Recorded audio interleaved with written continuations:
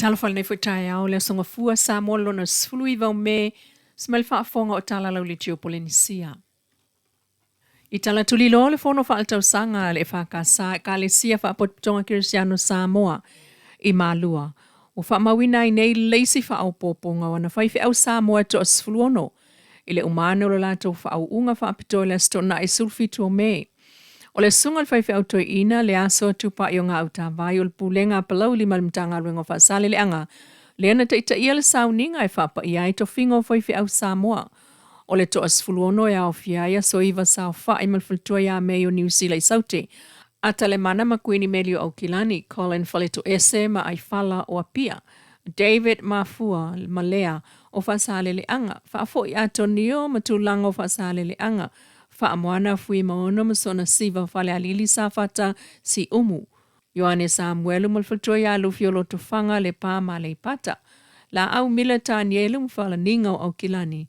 O limua a fue ma keiri o apia I sasae. Mikas su e te o matali ilangi o whale alili sa fata ma si umu. O atale I ataua matua whale o malua. Pa ie le ngalo malola tasi. O lo tufanga le pā le pata. Paulo Sepuloni, mataufua whaasale le anga, pele nato liu faum, Susana o le tuatane, Penny Manila ma Florence o Faleata, masunga vite tuipoloa kalepo ma ferite o malua. O le mane o le whaaunga ma soai ma le whaafifianga o le aso le na saunia e le mtanga ruenga o Faleata. Mata ina le whelanula noa e lo lato whaatino ina o le taunu umai o le tala le lei I Samoa. O le mtanga ruenga o Faleata e au fia insilia le lima se lau o le au siva. Le ana whaatino le tala o le taunu o le tala le lei e au fia I Faleata I saem, Faleata I sifo o le se fulu iwa o fale saa o le amatanga ruenga. Mai lama I le fono le whakasa I malua I fitus fulua whetala le au whai o le se lenu so sain tau tupe maa senyai wa fua I atunei foi e le whaalapoptonga o tina wata ua le tautua popo ngā tangata mai le ka le sia whaapoptonga Kirisiano Samoa. Mo le mtanga ruenga le soifua maloloina. O le fsosani lea mai tina le whakasa maa sane lava u whaamtu at foi I whale mai whaamatoto le mtanga ruenga le soifua maloloina.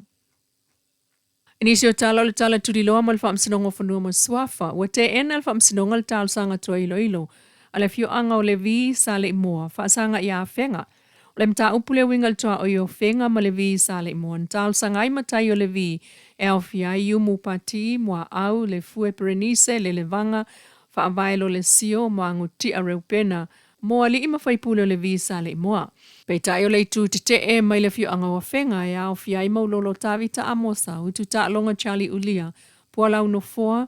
Ti po ai luteru, matua to lua, fataro keni, vai tumu ngal wafi, vau tu o Josefa, maulolo lino, fata enoka, talia wa fofonga, talia wa sovale, vau tu o alfosio, leu talivai, leu ken ulia, leu mole, leu lavasa, fata Filipo, fata meuta, fata vito, fata viane, maulolo faifua, tala o ala nisi, va faiseleni, ulufale voka, ulufale foalo, matua ta vau, ma va fai tolu tasi.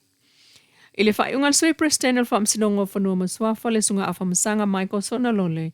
Ile ilo ilonga o mau fausa fina wina ele itu tal sanga le visa le mo fa fanua maisi fa maunga sa maua foi ile MNRE. O nei fa maunga wa lewa na ya ile MNRE mai ole uto etu ina mai I neita walumanga. O le tele o wha maunga sa tu ina mai neita o lumanga o wha maunga foi sa ilumo to lumanga al wha msinonga mua lu o lua tolu. O le isi tu silingia wha pe o ni maufou pe wha matai ono sui ail wha unga. O le maitau le vaenga leo le wha unga o le apili a se te mata siva on tolu wa mausalim wha tu mawina. Ai mai se ai ele itoe apili al wha unga o me ta siva on tolu e tu te elevisa le mua. Le sa ta ita ia isa pa usae ma isi. Ma le tu te e sa veali Ioane. E le aini maufou watu ina mai I neita on manga.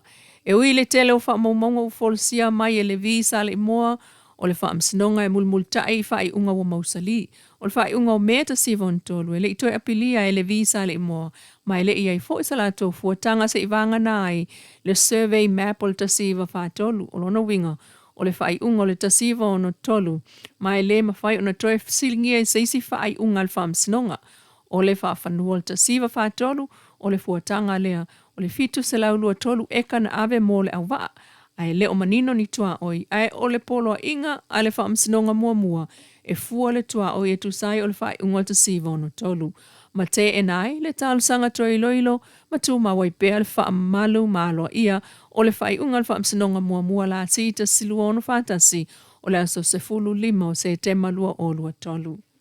Tala nao nei tu la mai lau le tio Polinisia.